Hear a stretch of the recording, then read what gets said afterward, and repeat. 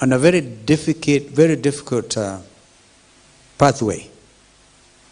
If extremist groups, for example, who don't like countries in the West begin to say this is an ally country, a NATO ally, and we are in a very difficult area geographically with the instability in Ethiopia, with what has been happening in Somalia, even Al-Shabaab having hit us here, not once, and us having suffered in 1998 following the bombing of the American embassy in Nairobi and Dar es Salaam.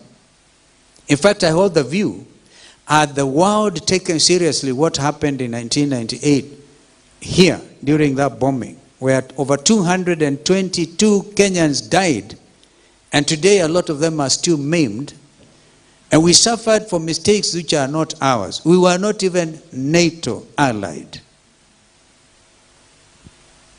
Therefore, this matter of NATO allies or not NATO should be discussed in Parliament and a position taken. And I think a lot of people agree that non-alignment is the best way to go. We don't want to be east or west. East or west, absolutely no. So thank you, Tony, for asking that question. Dar es Salaam did not suffer as much damage, but that again was a problem. Now, these terrorists were targeting American interests. Now they'll be targeting American plus Kenyan interests. Can you imagine? So, on arm's length, we are in danger. Agenda 63. I don't know which leaders you'll have eliminated by that time. They'll all be dead. Some of them was too young, I think. Those who are on average 40 years will probably be in their hundreds. But I think it is a vision, not so much the players. Not so much the players. So when they are setting Agenda 63, it was for the continent. We set Agenda 2030 here, Vision 2030 under President Kibaki, and we had even flagship projects which are going to make sure that this country is well endowed. I'll give you an example of what we had. And this is why the finance bill, actually these finance bills have been a terrible mistake. Because the effect of it is if you have what is called corporation tax at 40%, what you are telling people who want to invest, and there's such, I'm sure you have heard of FDIs, foreign direct investment. No company will invest in a country where they don't make any profit. They're in business.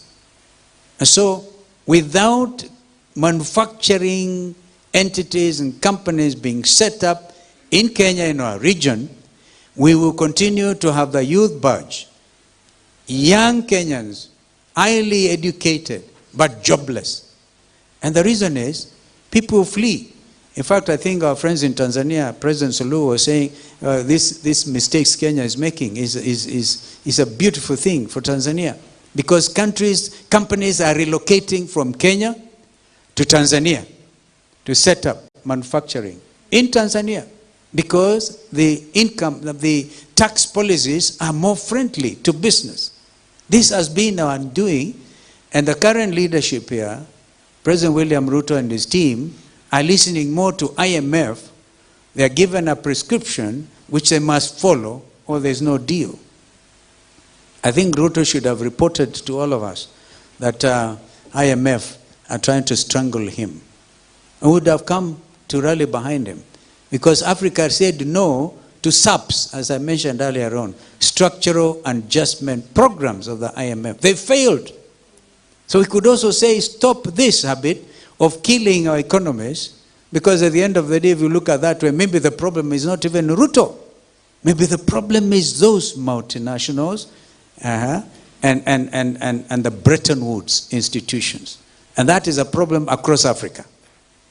Now, having said that, I don't want to defend what Ruto has done. I personally continue to object seriously to the housing levy tax. That surely is what will take Ruto home. Yeah, because you cannot do that. Everybody earning an income, you know, how do you even agree on which investor is going to build? And you think all Kenyans were born to be artisans, hewers of stone, and nothing else. Now some of them are very qualified people. They want to realize their professions. So, Tony, I'm just in agreement. But let me agree even with Audrey. Audrey, I thank you. I agree actually entirely. And as a lawyer, I can tell you I have nothing useful to add to what you said. The preconditions, because those are preconditions to dialogue. You're basically saying nobody is averse to dialogue. You cannot. As I said there, dialogue should be a way of life. And if there's no dialogue in South Sudan, which I was involved in, then nothing can happen. But dialogue in a situation like we find ourselves in our country should surely not be seen the way it is. So those conditions. I attended the funeral of Rex Masai, the first one to fall out of the 41 young Kenyans. And what the mourners, the Gen Z, were shouting is, justice for Rex. Justice for Rex. So if there's no justice, you cannot even begin to think of dialogue.